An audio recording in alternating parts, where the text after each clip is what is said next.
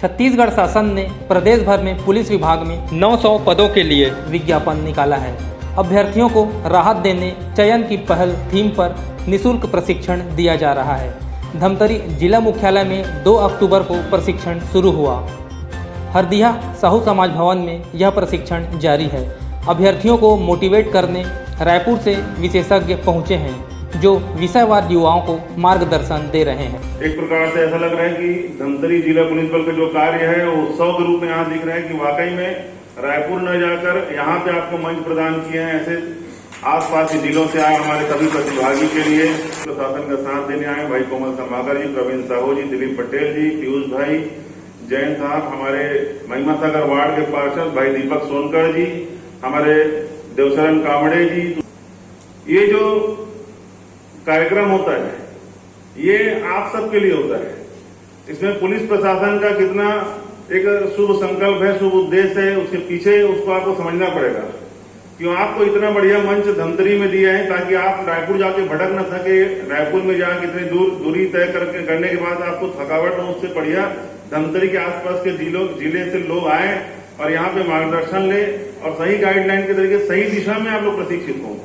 क्योंकि मेहनत तो खूब करते हैं, मेहनत की दिशा तय होनी चाहिए कि हम किस दिशा में मेहनत करें, अपने आप को कहाँ फोकस करें, कहाँ कॉन्सेंट्रेट करें। मैं आप सबसे यही कहना चाहूंगा, नए जो प्रतिभागी यहाँ बैठे हैं, कि हर व्यक्ति के अंदर एक बीज विद्यमान रहता है। आपको देखना है कि उस बीज से अंकुरण कैसे होगा, उसके लिए उचित वातावरण क्या होगा। आप यहाँ पुलिस प्रशासन के द्वारा आपको वातावरण दिया जा रहा है। जब उसको सही हवा नहीं मिलेगा, सही पानी नहीं मिलेगा, सही खाद नहीं मिलेगा, तब तक बीज अंकुरित नहीं होगा और बीज अंकुरित नहीं होगा तो प्लांट नहीं बढ़ेगा और प्लांट नहीं बनेगा तो अपने परिवार का, अपने घर का नाम रोशन नहीं कर पाएगा। वैसे ही आपके अंदर एक महापुरुष बोलो सोया हुआ है। जो हम तो स्वामी विवेकानंद जी के यहाँ पे जो रायपुर में आए थे 2 साल, आपको बताना चाहूंगा कि रायपुर में ही उनके आध्यात्मिक यात्रा जो है, जो प्रारंभ हुई, उसका बीजारोपण रायपुर में हुआ है। जो स्वामी विवेकानंद जी जिसके नाम से विश्व युवा दिवस मनाते हैं हम लोग, ऐसे स्वामी विवेकानंद जी का जो आध्यात्मिक यात्रा का बीजारोपण हुआ है वो रायपुर में हुआ है। तो हम लोग सौभाग्यशाली कि हमारे छत्तीसगढ़ की माटी में ऐसे आध्यात्मिक पुरुष का बीजारोपण है। तो आप सब में, हम सब में वो बीज विद्यमान है। वो भी पहले साधारण स्तर के थे। यहाँ जो मैडम बैठी है, यहाँ जो प्रशिक्षु बैठे हैं, यहाँ जो हमारे भाई गगन वाजपेयी जी सहित सब टीआई लोग बैठे हैं, सभी आप जैसे ही साधारण परिवार से, निम्न श्रेणी और सामान्य। हो सकता है आप में से बहुत सारे लोगों को ये लगता होगा कि सर एसआई की वैकेंसी बहुत सारी निकली है, इसमें भरना जरूरी है क्योंकि पिताजी ने बोला कि चल दौड़ लगा। हो सकता है हम इस लालच में इस फॉर्म को भरना चाहते हैं, लेकिन मुझे लगता है कि इस सोच से अलग यदि हटा जाए तो आपका चयन बहुत आसान होगा। आप सोच कर देखिए कि कितने लाख लोग इस एग्जाम को देना चाहेंगे। थोड़ी देर के लिए मान लें कि आप लोग यहाँ पर 500 की संख्या में हैं, तो जितने जिले हैं उनमें मिनिमम लगा लीजिए 500 की संख्या। अब आप सोचिए आपका कंपटीशन कितने लोगों से। सबसे पहले यही पहचानना कि हम जिस फील्ड के लिए जा रहे हैं उसमें कंपटीशन कितना है, और सिर्फ क्या औपचारिकता के लिए इस एग्जाम को देना चाहते हैं कि भैया फॉर्म निकला है, पिताजी ने बोला है तो फॉर्म भर दो, 300-400 रुपए की बात है। सबसे इंपॉर्टेंट चीज है कि आपके पास कोई निर्धारित चीज होनी चाहिए। और सच मानिए, इसका किसी भी रूप में इस बात से संबंध नहीं है कि आपका घर कैसा है। आपके क्या पिताजी कलेक्टर हैं, आपके पिताजी करोड़पति हैं, आपके घर में बहुत सारा पैसा है, या आपके घर में पहले से कोई मुंबई या दिल्ली में जाके पढ़ाई कर रहा है, इस बात का कोई संबंध नहीं आपकी सफलता से। शुद्ध रूप में एक ही चीज है कि सबसे पहले आपकी सोच। गूगल के दौर में हम इस बात का अफसोस बिल्कुल भी नहीं कर पाएंगे कि सर हमें पहले से नहीं पता था। जब आप फेसबुक चला सकते हैं, व्हाट्सएप चला सकते हैं, इसका मतलब इंटरनेट जैसी कोई चीज आपके मोबाइल पर आती है, लेकिन हम गूगल पर ये नहीं सर्च कर पाते हैं कि और कौन कौन से एग्जाम है जिसकी तैयारी हम कर सकते हैं, या फिर हमें आगे बढ़ के सोचना चाहिए। इसका मतलब शुद्ध रूप में ये गलती मेरी है कि मैंने सर्च नहीं किया, मैं वहां तक नहीं पहुंच पाया। और हम इस बात का इंतजार करते बैठे रहते हैं कि मुझे कोई आएगा, निकाल के ले जाएगा और दे देगा, भैया ये पद तुम्हारे लिए, बैठ जाओ। बिल्कुल भी नहीं होगा दोस्त। वो शायद मेरे पिताजी के जमाने में 50 या 70, 72 में ऐसा होता रहा होगा कि जब गवर्नमेंट नॉक करके बुलाती थी, आ जाओ पद खाली है।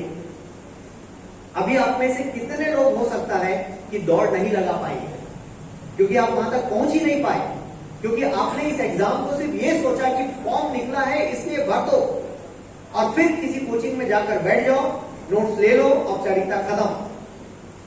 इस सोच से जब आप बाहर निकलेंगे दोस्तों, तो मुझे लगता है कि सफलता, वो कोई भी हो, एसआई ही क्यों ना हो, आप वहां तक पहुंच सकते हैं।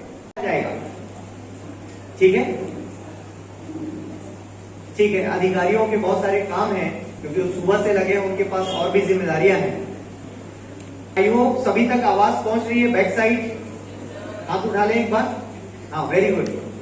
इससे पता चलता है कि ध्यान कहीं और नहीं। वही थी कि आपने अपने लिए क्या सोच रखा है। मे बी आप में से कोई ऐसा होगा जो ये कहता होगा कि सर मुझे शिक्षा कर्मी बनना है। कितने ऐसे हैं जो शिक्षा कर्मी चाहते हैं? शिक्षक बोलते हैं, कर्मी बोलने में मजा नहीं आता। कितने लोग ऐसे हैं जो शिक्षक बनना चाहते हैं? आप उठाइए, उठाइए, कोई दिक्कत नहीं। असिस्टेंट प्रोफेसर कितने बनना चाहते हैं? अब धीरे से उठे हैं। हाँ, देखो, समाज को कोई नहीं पढ़ाना चाहता है ना, विडंबना है। कितना मुश्किल है इधर वाला काम। ओके, दूसरी चीज, कितने ऐसे हैं जो आईपीएस बनना चाहते हैं? वहां के हिसाब से हम सोचते हैं कि हम कितना छोटा सोच सके उतना ही अच्छा है।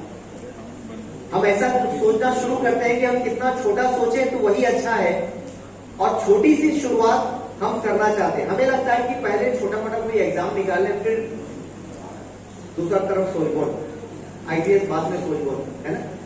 ऐसा हमारे दिमाग में शुरू होता है। कैलकुलेशन हम यहीं से करते हैं। बट आप सभी को बता दूं, जो मैंने लिख रखा है कि आपने अपने लिए क्या सोचा है। या तो हम आईएएस के लिए भी सोचें, और आईएएस से ऊपर हमारे देश में कोई प्रशासनिक पद नहीं है, इसलिए हम आईएएस के बाद के जितने पोस्ट हैं उनके बारे में बातचीत करेंगे आपसे।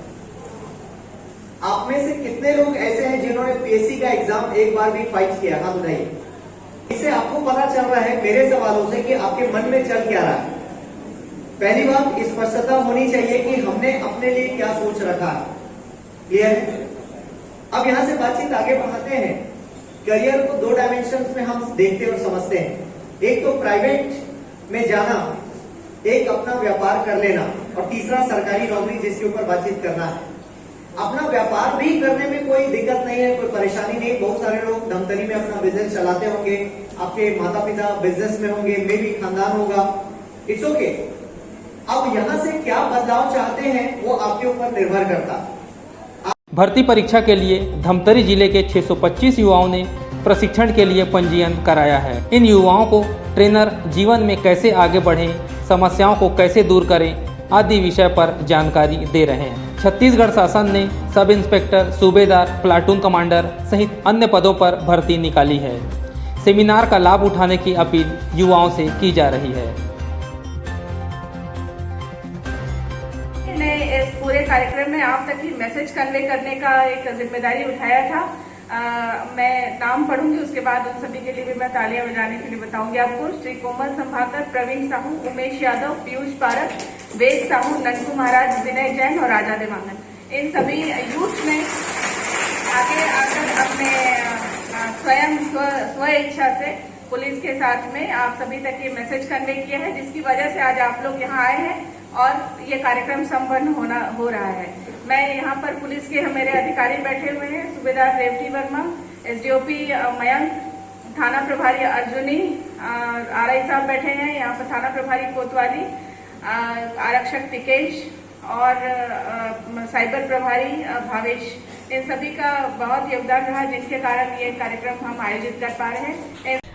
छत्तीसगढ़ शासन ने लगभग 900 पदों पर उप निरीक्षक संवर्ग के विभिन्न पदों पर भर्ती के लिए विज्ञापन जारी किया है, और इसी विज्ञापन में के तहत भर्ती के लिए यहाँ के जो स्थानीय युवा हैं उनको मोटिवेट करने के लिए, उनको प्रॉपर मार्गदर्शन देने के लिए ये कार्यक्रम आयोजित किया गया है।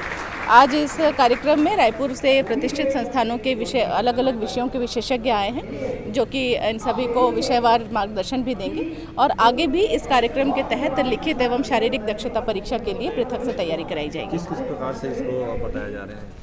अलग अलग पहले तो ओवरऑल एक मोटिवेशनल सेशन है और इसके बाद विषयवार जानकारी दी जाएगी, किताबों के बारे में जानकारी दी जाएगी। एक ऑनलाइन ऐप है जिसके माध्यम से स्टूडेंट्स को जोड़ा जाएगा, जिससे वो यहीं रह कर के उस कोचिंग संस्थान से फ्री ऑफ कॉस्ट शिक्षा प्राप्त कर सकें। भविष्य में सभी को free of cost study material भी दिया जाएगा, साथ ही शारीरिक दक्षता परीक्षा के लिए भी हम इसमें तैयारी करवाएंगे। अभ्यर्थियों से क्या अपील करना चाहेंगे? अभ्यर्थियों से अपील करना ये चाहूँगी कि ये हमारा सिर्फ एक प्रयास है और ये तभी सफल होगा जब इसमें उनकी मेहनत मिलेगी। मैं चाहूँगी कि अधिक से अधिक बच्चे इसमें शामिल हों, बहुत मेहनत करें, बहुत प्रयास करें और इस एग्ज़ाम में सफल हों और एक अपना एक करियर बनाएं।